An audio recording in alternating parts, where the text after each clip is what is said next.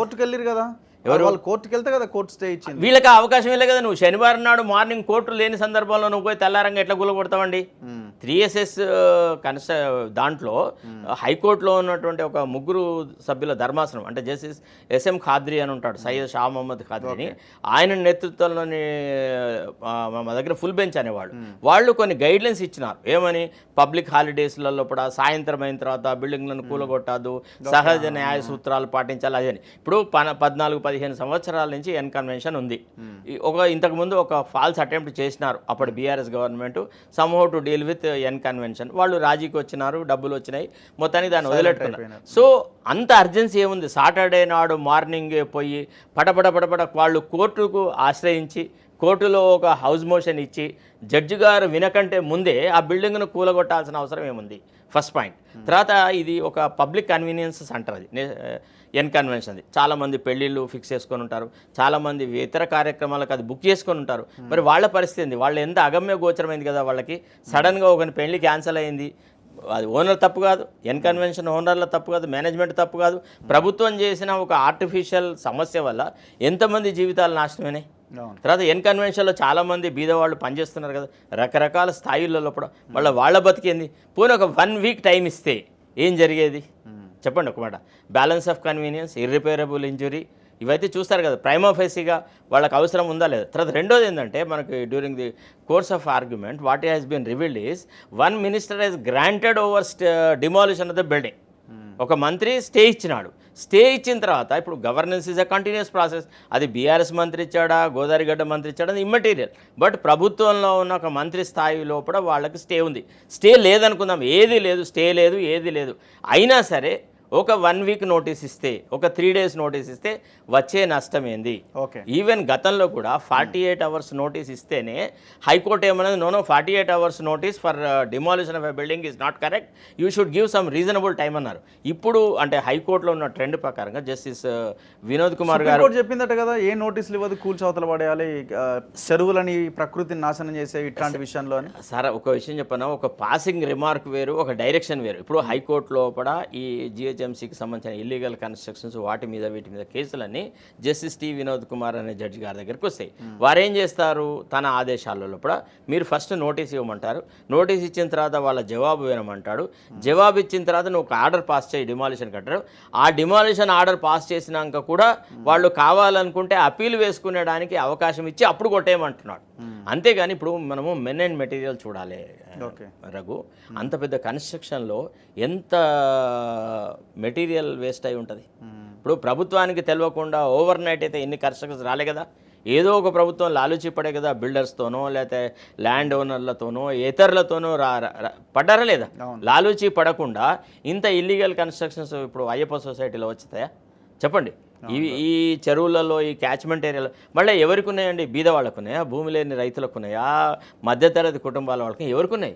కోట్ల కొద్ది ఆస్తులు, ఐశ్వర్యాలు ఉన్నవాళ్ళు, ప్రభుత్వంలో ముఖ్య భూమిక పోషిస్తున్న వాళ్ళు పట్నం మహేందర్ రెడ్డికి ఉంది, వివేక్ వెంకట స్వామికి ఉంది, పొంగులేటి శ్రీనివాసరెడ్డికి ఉంది. వాళ్ళు మాది లేదు, మాది FTLలో లేదు, మాది ఓన్లీ 301 వైలేషన్, అది రకరకాల వాళ్ళు వాళ్ళ ఓన్ ఎక్స్ప్లెనేషన్స్ ఇస్తున్నారు. But the fact of the matter is it is not a problem which has cropped up overnight. ఇప్పుడు ఫర్ ఎగ్జాంపుల్ ఏదైనా లాక్డౌన్ కాదు కదా. అవును. ఇప్పుడు ఇంత రష్ అప్ ఎందుకు అవ్వన్నారు? మరి ఆ స్పీడ్ ఇవాళ ఎందుకు తగ్గింది? ఇవాళ ఎందుకు చేయలేకపోతున్నారు? అదే మజ్లిస్ను ఢీకొనాలంటే గజ్జోన్ అనుకుతున్నాడు, అయిపోయినాడా లేదా? మీ అభిప్రాయం ఏంటి? కూలగొట్టాలా ఫాతిమా కాలేజీని? ఎవరినైనా కానీ ఒకవేళ వాళ్ళు కనుక FTL నిబంధనలను వైలేట్ చేస్తే, అక్కడ ఫాతిమా కాలేజ్ అనో ఇంకదనో కాదని కాదు, నేను అనేది ఏంటంటే నీకు నచ్చిన వాళ్ళకేమో అరటాకులలో అన్నం పెడుతున్నావు, నీకు నచ్చిన వాళ్ళకేమో అక్బర్ పేపర్ల మీద అన్నం పెడుతున్నావు, తప్పు అంటున్నా. నేను అనేది అది, నువ్వు న్యూస్ పేపర్ల మీద ఒకళ్ళకి అరటాకుల మీద అన్నం పెట్టడం తప్పు. ఒక ప్రభుత్వానికి పక్షపాత ధోరణి ఉండదు, నిష్పక్షపాతంగా ఉండాలి. అది అందరి పట్ల ఒకే రీతి ఉండాలి. అంచనా ఏంటిది? ఇప్పుడు ఎక్కడి వరకు వెళ్తుందని మీరు అనుకుంటున్నారు? ఎక్కడి వరకు వెళ్ళదు, అయిపోయింది. ఇంకా ఏం హైడ్రా ఏంటి సార్? ఇప్పుడు ఒకవేళ ఇప్పుడు జీవో అంటున్నారు, చట్టం అయితే కాదు, ఇది జీవో ఎట్లా నిలబడుతుంది అంటున్నారు, నిజమేనా? ఇది కోర్టుకు పోతే దీని మీద చాలా చర్చ జరుగుతాయి. ఇప్పుడు first of all justice Vinod Kumar ఒక లెజిటిమేట్గా ఒక ప్రాపర్ ప్రశ్న వేసినాను. అదేమని, you show me one provision of law either under the HMDA act or GHMC act or any other law through which this hydra has been constituted, which empowers you to demolish a building overnight. Without issuance of a notice కూలగొట్టే అధికారం నీకు ఎక్కడుందో నాకు చూపెట్టిన తర్వాత ఇప్పుడు ఒక ప్రభుత్వమే ఏకపక్షంగా మొత్తం తన యంత్రాంగంతో కలిసి ఏ వ్యక్తి మీద పడ్డా, అది నాగార్జున కానీ ఎల్లయ్య కానీ మల్లయ్య కానీ ఎవడన్నా కానీ ఎవడి మీద పడ్డా కానీ వాడు అతలకుతలం అవుతాడు. వాడు ఆ ప్రశ్నకి సమాధానం చెప్పలేడు. తర్వాత ఇప్పుడు మనము నాగార్జునని ఆంధ్ర వాడనో లేకపోతే ఆంధ్ర సెటిల్ చూసే కంటే భారతదేశంలోని ఒక సిటిజన్గా చూడు, ఒక సిటిజన్కి అంటే న్యాయం సలహా పొందే అవకాశం ఉందా లేదా? భారత రాజ్యాంగంలో కూడా 3 వ్యవస్థలున్నాయి. కార్యనిర్వాహక వర్గము, లెజిస్లేటివ్ వింగ్, తర్వాత జ్యుడిషియరీ అని ఉంది. కార్యనిర్వాహక వర్గం చేసేటువంటి తప్పొప్పుల మీద న్యాయ సమీక్షకు వెళ్ళేటువంటి హక్కు రాజ్యాంగంలోనే ఆర్టికల్ 21 ప్రకారంగా ప్రతి సిటిజన్కి కన్ఫర్ అయింది కదా. Same right is available even to Nagarjuna also to approach the court. Maybe Nagarjuna చేసే ఆర్గ్యుమెంట్ను కోర్టు ఒప్పుకోకుండా, no no you have built a construction knowing fully well you have done all this thing, you vacate the premises and get out so that we will direct the government to demolition అనేవాళ్ళు. ఈ demolition ఆగకపోతుండే, కానీ అంత త్వరితగతిన జరగకపోతుండే, ఆ క్షణాల మీద జరగకపోతుండే. పోనీ అంత స్పీడ్ నిజంగా అంతటా ఉందా అంటే లేదు. నేను అనేది ఏమంటే ఇక్కడ పక్షపాత ధోరణి అనేది కొంతమందిని సేవ్ చేయాలన్నటువంటి రేవంత్ రెడ్డి యొక్క ఆలోచన సరళి. కొంతమంది ఇప్పుడు ఆయన ఏమన్నాడు నిన్నటి మీటింగ్లో కూడా, నేను పల్లం రాజు మా పార్లమెంటరీ పార్టీలో సభ్యుడైనా ఆయనదే గులగొట్టినా ఇంకెవ్వంది పట్టించుకుంటాన్నాడు. మొదటే కనుక ఈ విషయం పల్లం రాజు వాళ్ళకి తెలిసి ఉంటే, ఏమి ఈయన రేవంత్ రెడ్డి కూలగొట్టబోతున్నాడనో లేకపోతే నోటీస్ ఇచ్చుంటే రేవంత్ రెడ్డిని మెడల్ పట్టి గుంజుకొని పోతుండే ఢిల్లీకి. రేవంత్ రెడ్డి ఎందుకు ఉరికినాడు ఢిల్లీకి? పల్లం రాజు పోయి అక్కడ మల్లికార్జున్ ఖర్గే వాళ్ళకు కంప్లైంట్ చేసిన తర్వాత, okay we will talk to the minister, chief minister అంటే, no you decide and tell me whether you need us or not. Andhra రాజకీయాలలో మా ప్రమేయం ఉందా లేదా, మా అవసరం ఉందా లేదా మీరు డిసైడ్ చేసి చెప్తే మేము చూసుకుంటామన్నారు. అప్పుడు సచ్చుకుంటూ ఆయనను పిలిపించినారు. ఇక దానికి ఒక కలరింగ్ ఇచ్చినారు, మంత్రులతో పోయి కేంద్రంలో కూడా మంత్రులను కలవడానికి పోయినాడు, అది చేయడానికి కూడా ఇది చేయడానికని. But the fact of the matter is, ఈయన కనుక నోటీసులు ఇచ్చుంటే ఒక్కని ఇల్లుకు పిల్లలు కూడా కూలగొట్టకపోతుండే, అది సాధ్యం కాకపోతుండే. ఎట్లయితే ఈయనెంత పరాక్రమవంతుడో, ఈయనెంత ఇన్ఫ్లుయెన్షియల్ పర్సనో, ఈయన శత్రువులు ఇంతకంటే డబుల్ ఎనర్జీ గలవాళ్ళు. ఈయన ఏం చేస్తాడంటే నిద్రపోయే జంతువు మీద పడి తన హత్య రాజకీయాలు చేస్తాడు. అంతేగాని డైరెక్ట్గా ఎదురెదురుబడి యుద్ధం చేయాలంటే రేవంత్ రెడ్డి ఎవరితో యుద్ధం చేయలేడు. He is just a weak leader, weak kneed person అంట, spineless politician to be put it in such a language. నేను అనేది ఒకటి, రూల్ ఆఫ్ లా అనేది ఒకటి ఉంటుందా ఉండదా? ఇప్పుడు మీకు ఆశ్చర్యం అనిపించలేదా?